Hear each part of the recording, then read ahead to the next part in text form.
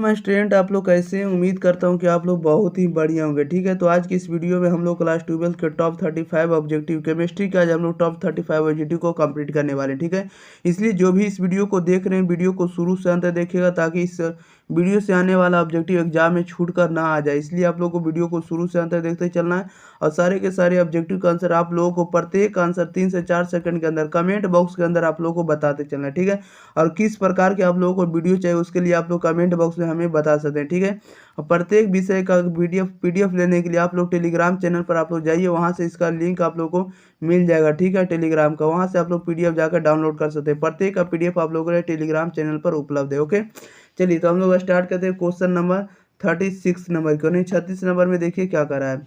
36 number में कह रहा है कि कोबाल्ट 3 क्लोराइड अमोनिया के साथ कई प्रकार का ऑक्टाहेड्रल जटिल यौगिक बनाता है। इनमें कौन सा सिल्वर नाइट्रेट के साथ क्लोराइड आयन की जांच नहीं देता है, बताइएगा। इनमें से देखिए क्वेश्चन नंबर 36 में क्या कह रहा है कि कोबाल्ट 3 क्लोराइड अमोनिया के साथ कई प्रकार का ऑक्टाहेड्रल जटिल यौगिक बनाता है। इनमें से कौन सिल्वर नाइट्रेट के साथ क्लोराइड आयन की जांच नहीं देता है? इसका राइट आंसर बताइएगा क्या होगा। कौन जांच नहीं देगा? तो ऑप्शन नंबर सी हो जाएगा COCl3.3NH3। ओके, क्वेश्चन नंबर 37 पे कह रहा है निम्न में सबसे अधिक अस्थायी जटिल यौगिक कौन है? निम्न में सबसे अधिक अस्थायी जटिल यौगिक कौन होगा? सबसे अधिक जटिल अस्थायी यौगिक क्या होगा? तो ऑप्शन नंबर सी हो जाएगा Fe C2O4 कॉल 3 के पावर -3। ओके, इसको -3 ही पढ़िएगा। ठीक है, -3 आयन। ठीक है, बढ़ते हैं क्वेश्चन नंबर हम लोग 38 नंबर में। 38 नंबर में कह रहा है CONH3 का होल 6 Cl2 बिलियन में कितने आयन उत्पन्न करेगा, बताइएगा। इस जो लिखा हुआ ये जो आपका कंपाउंड है इसमें से कितने बिलियन आयन उत्पन्न करेगा? इसका राइट आंसर बताइएगा क्या हो जाएगा। तो इसमें से 3 आयन उत्पन्न करेगा, option number C right answer हो जाएगा। 39 में कह रहा है किसका चुंबकीय आघूर्ण अधिकतम होगा, बताइएगा। किसका चुंबकीय आघूर्ण अधिकतम होगा? तो Fe2O का होल 6 के power +2, option number B right answer है। ओके, क्वेश्चन नंबर 40 में करा निम्न में किसकी संरचना वर्ग समतलीय? निम्न में किसकी संरचना वर्ग समतलीय? वर्ग समतलीय किसका होता है? इसका राइट आंसर बताइएगा। तो ऑप्शन नंबर सी हो जाएगा CN4 के पावर -2 आयन। ओके, बढ़ते हैं क्वेश्चन नंबर हम लोग 41 नंबर में। देखिएगा 41 नंबर में क्या करा है। 41 नंबर में कह रहा है एथिल अल्कोहल के साथ किस यौगिक की अभिक्रिया से एथिल ब्रोमाइड बनता है, बताइएगा। एथिल अल्कोहल के साथ किस यौगिक की अभिक्रिया से एथिल ब्रोमाइड बनता है? किससे बनता है? तो KBr तथा सांद्र H2SO4 के साथ। 42 में कह रहा है निम्न में कौन कायरल यौगिक नहीं, बताइएगा। निम्न में कौन कायरल यौगिक नहीं? तो कायरल यौगिक कौन नहीं होता है? इसका राइट आंसर बताइएगा। तो 3 ब्रोमोपेंटेन नहीं होता, option number D right answer हो जाएगा, 3 ब्रोमोपेंटेन। ओके, क्वेश्चन नंबर देखिएगा 43 में क्या करा है। 43 में करा निम्न में कौन यौगिक प्रकाशीय समाप्तता दर्शाता है? निम्न में कौन सा यौगिक प्रकाशीय समाप्तता दर्शाता है? कौन सा दर्शाता है? तो ऑप्शन नंबर डी हो जाएगा 3 methyl 1 pentene. Okay, question number 44 में कह रहा है कि क्लोरोफॉर्म यानी CHCl3 में हाइड्रोजन की प्रकृति है। क्लोरोफॉर्म अणु में हाइड्रोजन की प्रकृति क्या होती है? तो हाइड्रोजन की प्रकृति आपको अम्लीय होती है। क्या होती है? अम्लीय, option number B right answer हो जाएगा। 45 में कह रहा है एलिकल हैलाइड के साथ सूक्ष्म Ag2O की अभिक्रिया से बनता है। एलिकल हैलाइड के साथ सूक्ष्म Ag2O की अभिक्रिया से बनता है, क्या बनता है? तो आपको ईथर बनता है, option number B right answer हो जाएगा। क्वेश्चन नंबर देखिएगा 46 नंबर में। 46 नंबर में कह रहा है कि विस्थापक प्रतिफल प्राप्त करने के लिए, बताइएगा, विस्थापक प्रतिफल प्राप्त करने के लिए हमें क्या करना चाहिए? इसका राइट आंसर बताइएगा। तो उसे हम लोग एल्कोहल अणु का प्रोटीनकृत होना चाहिए। Okay, option number D right answer हो जाएगा। एल्कोहल अणु का प्रोटीनकृत होना चाहिए। ओके, बढ़ते हैं क्वेश्चन नंबर हम लोग 47 नंबर में। देखिएगा 47 में क्या कर रहा है। 47 में कह रहा है C4H10O द्वारा कितने समावी ईथर प्रदर्शित करते हैं, बताइएगा। कह रहा है C4H10O द्वारा कितने समावी ईथर प्रदर्शित करते हैं? कितने करते हैं? इसका राइट आंसर बताइएगा। तो 3 करेंगे, option number A right answer हो जाएगा। 48 में कह रहा है कि समान अणुसूत्र वाला ईथर एल्कोहल से ज्यादा वाष्पशील होता है। ऐसा होता है क्योंकि, बताइएगा। समान अणुसूत्र वाला ईथर एल्कोहल से ज्यादा वाष्पशील होता है, ऐसा होता है क्योंकि, क्यों होता है? क्योंकि एल्कोहल में अंतर अणु हाइड्रोजन बंधन होता है। ओके, ऑप्शन नंबर क्या आ जाएगा? सी राइट आंसर हो जाएगा। एल्कोहल में अंतर अणु हाइड्रोजन बंधन होता है। ओके, हाइड्रोजन बंद होता है, बंधन भी पढ़ सकते हैं बंद को, ठीक है, बॉन्ड जिसको पढ़ते हैं। क्वेश्चन नंबर 49 में करा एथिल एल्कोहल से एसिटल्डिहाइड में रूपांतरण एक उदाहरण है, बताएगा। एथिल एल्कोहल से एसिटल्डिहाइड में रूपांतरण एक उदाहरण है, किसका उदाहरण होता है? तो यह उदाहरण होता है ऑक्सीकरण का। Option number A right answer हो जाएगा। क्वेश्चन नंबर 50 में करा जब सूर्य प्रकाश की उपस्थिति में क्लोरीन की अधिकता में डाई एथिल ईथर से क्रिया कराते हैं तो उत्पाद बनता है। जब सूर्य प्रकाश की उपस्थिति में क्लोरीन की अधिकता में डाई एथिल ईथर से क्रिया कराते हैं तो उत्पाद बनता है। कौन सा उत्पाद बनता है? तो ये जो बनता है आपको CH3CCl2O CHCl okay, option number D right answer हो जाएगा, ठीक है। बढ़ते हैं क्वेश्चन नंबर हम लोग इसीलिए 51 नंबर में। 51 नंबर में कह रहा है CO प्लस H2 को 300 डिग्री सेल्सियस पर 300 एटम देंगे तो हमें क्या बनेगा? तो CH3OH बनेगा, ठीक है।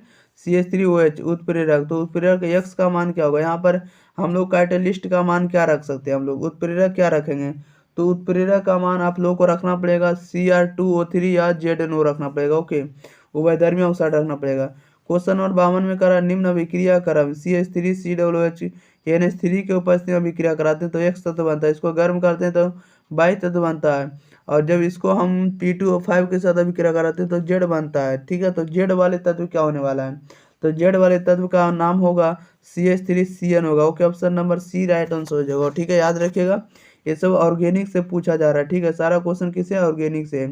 क्वेश्चन नंबर देखिएगा 53 का रहा है किसी कार्बोक्सिलिक अम्ल के साथ एल्कोहल की अभिक्रिया कहलाता है, किसी कार्बोक्सिलिक अम्ल के साथ एल्कोहल की अभिक्रिया कहलाता है, क्या कहलाता है? तो एस्ट्रीफिकेशन कहते हैं, ऑप्शन नंबर ए हो जाएगा एस्ट्रीफिकेशन, ओके। 54 में करा निम्न में से कौन अभिकारक एसिटिक अम्ल को एथेनॉल में परिवर्तित करता है, बताइएगा। निम्न में कौन अभिकारक एसिटिक अम्ल को एथेनॉल में परिवर्तित करता है? कौन करता है? तो LiAlH4 ईथर करेगा, option number B right answer हो जाएगा, LiAlH4 ether, okay. Question number हम लोग बढ़ते हैं 54 नंबर में। कहा था ओपन एयर ऑक्सीकरण उपक्रम विधि है, बताइएगा इसका राइट आंसर क्या हो जाएगा? ओपन एयर जो है ऑक्सीकरण उपक्रम विधि है, किसका होता है? तो यह जो होता है किसका होता है? तो यह ऑप्शन नंबर डी हो जाएगा, इसका राइट आंसर है मीर वॉन फेंड्रॉफ वर्ली अपचयन का। क्वेश्चन नंबर 56 में करा है निम्न में सबसे कम अम्लीय, निम्न में सबसे कम अम्लीय किसका होता है? तब पी मिथॉक्सी बेंजोइक का, okay, option number D right answer हो जाएगा पी मिथॉक्सी बेंजोइक का, ओके। क्वेश्चन नंबर देखिएगा 57 में कह रहा है कि 1 डिग्री 2 डिग्री तथा 3 डिग्री एमीन का अंतर किया जा सकता है, 1 डिग्री 2 डिग्री 3 डिग्री का एमीन का अंतर किया जा सकता है, किसे किया जा सकता है? तो हिंसबर्ग जांच से, option number D right answer हो जाएगा हिंसबर्ग जांच से, ओके। 58 में कह रहा है N ethyl N methyl propane 1 amine है, बताइएगा। कह रहा है N ethyl N methyl propane 1 amine है, किसका होता है? तो यह जो होता है आपको 3 डिग्री एमीन का, option number C right answer हो जाएगा, 3 डिग्री एमीन को हम लोग इसको बोलते हैं, ठीक है। क्वेश्चन नंबर 59 में देखिएगा क्या कर रहा है। 59 नंबर में कह रहा है कि C2H5 NH2 को गर्म कर को HNO2 के साथ गर्म करेंगे तो A बनेगा, और A को जब हम PCl3 देंगे तो B बनेगा, B को भी NH3 देंगे तो C बनेगा। तो C वाले तत्व का नाम क्या होगा? तो C वाले तत्व का नाम होगा एथिल एमीन होगा, option number C right answer होगा एथिल एमीन, ठीक है। 60 में करा निम्न में सबसे प्रबल अम्ल क्या होगा? सबसे प्रबल अम्ल का नाम बताना है, सबसे प्रबल अम्ल, सॉरी भस्म करा, ठीक है, बेस का नाम बताना, स्ट्रॉन्ग बेस का नाम क्या होगा? तो आपका C2H5 का होल 2 NH होगा, option number D right answer हो जाएगा C2H5 का whole 2 NH, okay. Question number देखिएगा 61 में। 61 नंबर में देखिए क्या कह रहा है CH3CONH2 को मिलाने से NOBr बनता है, तो डॉट डॉट डॉट का मुख्य प्रतिफल क्या होगा? तो इसका मुख्य प्रतिफल क्या होने वाला था? मुख्य प्रतिफल आपका होगा CH3NH2 होगा। 62 में कह रहा है निम्न में कौन सा कीटो एक्सोज का उदाहरण है? निम्न में कौन सा कीटो एक्सोज का उदाहरण है? क्या होने वाला है? तो ये हो जाएगा फ्रक्टोज का हो जाएगा, option number D right answer हो जाएगा। 63 में कह रहा है निम्न में कौन सी उपचायक शर्करा नहीं है? निम्न में कौन सी उपचायक शर्करा नहीं, कौन सी नहीं? तो सेक्रोज हो जाएगा, option number D right answer हो जाएगा। क्वेश्चन नंबर देखिएगा हम लोग 64 नंबर में पढ़ते हैं। क्वेश्चन नंबर 64 में कह रहा है कि अल्फा डी ग्लूकोसाइड व मिथाइल बीटा डी ग्लूकोसाइड किसमें युग्म है, किसके युग्म है बताइएगा।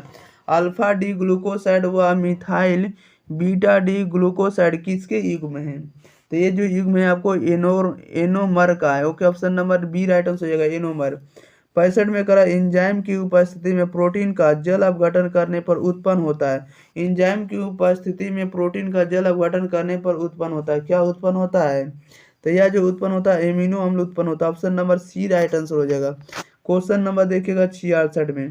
क्वेश्चन नंबर 86 में कह रहा है कि पेप्टाइड जल अपघटन पर देता है, बताइएगा पेप्टाइड जल अपघटन पर क्या देता है। तो जल अपघटन पर आप लोगों को एमिनो अम्ल देता है। Option number A right answer हो जाएगा। 67 में कह रहा है RCOOET को मिलाने से हमें क्या मिलता है। तो RCH2OH के रूपांतरण के लिए सबसे महत्वपूर्ण अभिकर्मक क्या होगा। सबसे अधिक महत्वपूर्ण अभिकर्मक होगा LiAlH4 होगा। Okay, option number A right answer हो जाएगा। क्वेश्चन नंबर देखिएगा 68 में कह रहा है कि जब शराब को हवा में खुला रखते हैं तो यह खट्टी हो सकती है, बताइएगा। कह रहा है कि जब शराब को हवा में खुली या खुला रखते हैं, जब शराब को हवा में खुला रखते हैं तो यह खट्टी हो जाती है, बताइएगा किसके कारण खट्टा होता है। तो यह जो होता है किसके कारण खट्टा होता है। तो यह होता है आपको C2H5OH का ऑक्सीकरण CH3COOH में होने पर। Okay, option number B right answer हो जाएगा। C2H5OH का ऑक्सीकरण CH3COOH में होने पर। Okay, option number B right answer हो जाएगा। बढ़ते हैं क्वेश्चन नंबर हम लोग 69 नंबर में। 69 में कह रहा है एथेनॉल से जल के अवशेषी भागों को अलग करने के लिए सबसे अच्छी विधि कौन सी होगी। एथेनॉल से जल के अवशेषी भागों को अलग करने के लिए सबसे अच्छी विधि कौन सी होगी। तो सबसे अच्छी विधि होगा Mg से क्रिया करा के। Okay, option number D right answer हो जाएगा, मैग्नीशियम से क्रिया करके। ओके, देखिएगा क्वेश्चन नंबर 70 नंबर में कह रहा है कि ट्रांस साइक्लोहेक्सेन 1,2 डाइऑल प्राप्त करने के लिए साइक्लोहेक्सिन की क्रिया किसके साथ हो सकती है, बताइएगा। ट्रांस साइक्लोहेक्सेन 1,2 डाइऑल प्राप्त करने के लिए साइक्लोहेक्सिन की क्रिया किसके साथ हो सकती है। तो यह हो सकती है HCOOH के साथ। Option number C right answer हो जाएगा, HCOOH के साथ। ओके, चलिए तो इस वीडियो में हम लोगों ने 35 को 35 ऑब्जेक्टिव कंप्लीट कर लिए हैं। हम लोग मिलते हैं अगली वीडियो के साथ, तब तक इस वीडियो को आप लोग दोस्तों के पास शेयर करिए, ठीक है। आप लोगों को देखिएगा फिजिक्स का 10 सेट हो गया, केमिस्ट्री का भी 10 सेट करा दिया और हिंदी का भी 10 सेट हम आप लोगों के लिए कंप्लीट करा दिया, ठीक है। आप लोगों का जो भी रहता है बायोलॉजी का भी उसे भी हम कंप्लीट कर देंगे, सारा का सारा विषय का कंप्लीट करेंगे। इसलिए इस वीडियो को आप लोग ज़्यादा से ज़्यादा दोस्तों के पास फैलाइए और चैनल को ज़्यादा से ज़्यादा सपोर्ट करिए, चैनल को सब्सक्राइब करिए, दोस्तों के पास इस वीडियो को शेयर करिए। ओके, मिलते हैं हम लोग अगली वीडियो के साथ, तब तक के लिए thank you for watching this video, धन्यवाद।